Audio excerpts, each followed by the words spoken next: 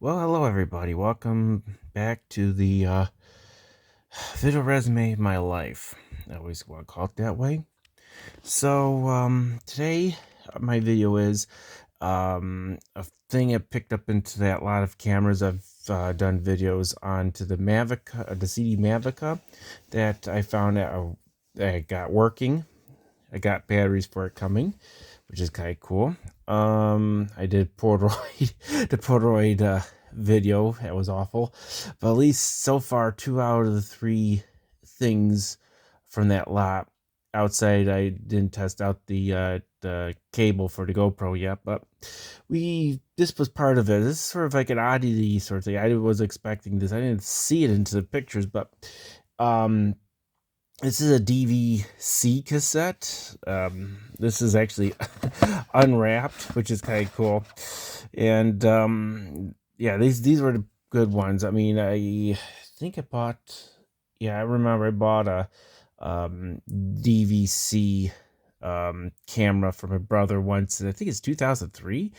I bought it, and it was one of those times when my brother wanted to be the next Steven Spielberg, or Ken Burns, one of the two. But I decided, I found one over at Best Buy. It was a good price.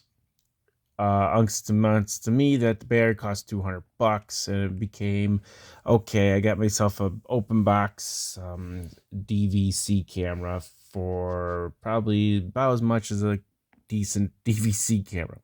So the MiniDV system was really, it was a attempt to do digital video. One of the few attempts that didn't do a CD like the CD Mavic. CD Mavic, I could do digital video onto a CD, but this one was supposed to be better because it was supposed to use the internals of pretty much the modern camera at the time, and transfer over to the digital video tape, which this is it. Anyway, flip this back around. So I bought my brother a tripod and all that stuff so he could become the next thing. And I think it was graduating from 8th grade at the time. So I figured it was a nice gift, or it was a nice thing, and keep him busy for the summertime. That was mainly the thing I figured at the time. Oh, so I'll keep him busy. So I got the machine and everything. So this is our first foray into the video digital stuff. Of course, I didn't do any major research on it. I knew this exists. This was good. This is better than tapes, because you still could buy 8mm and VHS and VHS-C and all that other stuff. And I figured, okay, well, this would be the step in the right direction, especially he takes it to school with him and everything. And, well, actually, actually, it could be high school. No, I don't think he graduated high school that soon. But anyhow, yeah. So he took it. Yeah, because Danny took it to college with him for a project. He actually borrowed it. Other brother Dan borrowed it for college. That's what I'm thinking it was for. No, this was for high school. Keep him occupied. That's why I figured keep him occupied over the summertime. So he did, and I think the machine lasted for about maybe a year or two, and Seth, he had it for a good, I always say the machine lasted for about 3 or 4 years, and he got into it and found out that he had to get the $1,000 video player at the time to do playback kind of video, which I wasn't going to do. And at that time too, CD, or excuse me, solid state was starting to become a thing. I got a solid state machine from about the same time.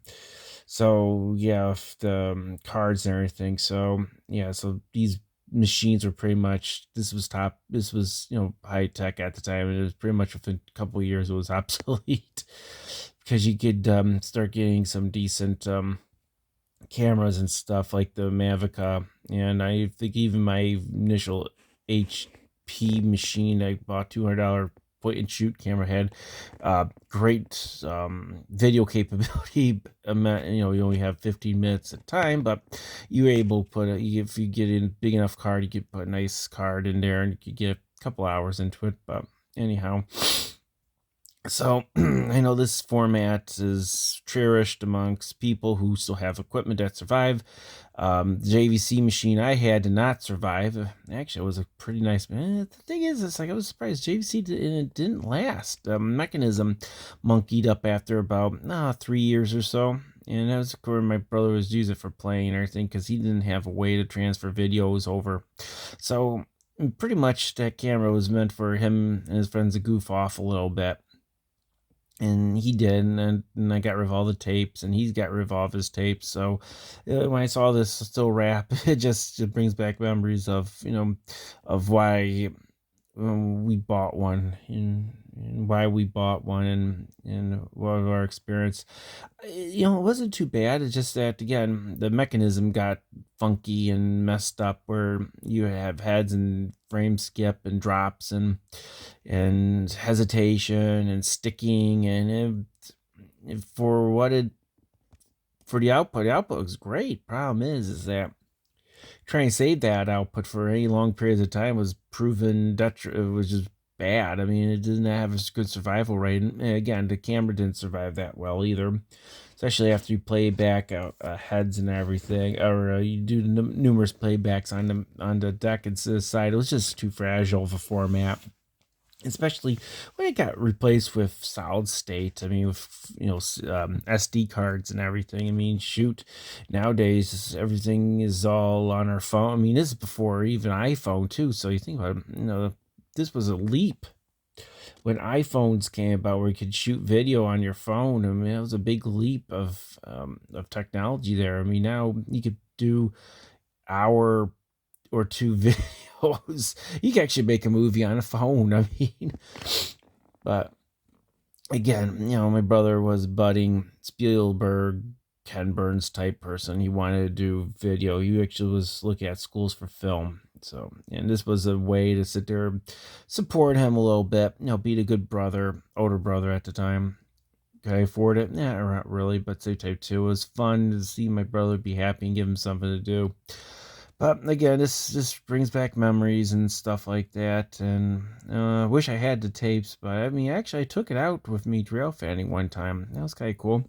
Problem is, I think Seth duped over the tape, so it's like it's a foregone conclusion. It would be cool to get some of that footage back, but it's lost the time. Anyhow, I just want to say this is for sale. I'm going to make a little money onto this, and I figure I'm going to shoot a video onto my story with DVC, or digital video cassette recording, and how to do it. The camera's nice too. It was a really nice camera. It had nice features onto it too. I'm just disappointed that sort of like the deck kind of shit the bed pretty much. So yep, and it's our little experience with it. DVC. So again, if you like weird videos, me telling stories about my life and technology and stuff, my experiences and whatever, like and subscribe. You can leave comments. I don't read comments. Most of them are stupid, and most of them are like, why did you do that? I don't. That's like, because it's my channel. I can do whatever I want. That's the cool part about having your own YouTube channel. You don't have to listen to your audience if you don't have to, unless they say your video sucks, and then I would have to go and figure out what it is. But again, this is just experience, me telling boring stories. Okay, anyhow, we'll see you later next time around, and we may have another show and tell to do. See you later.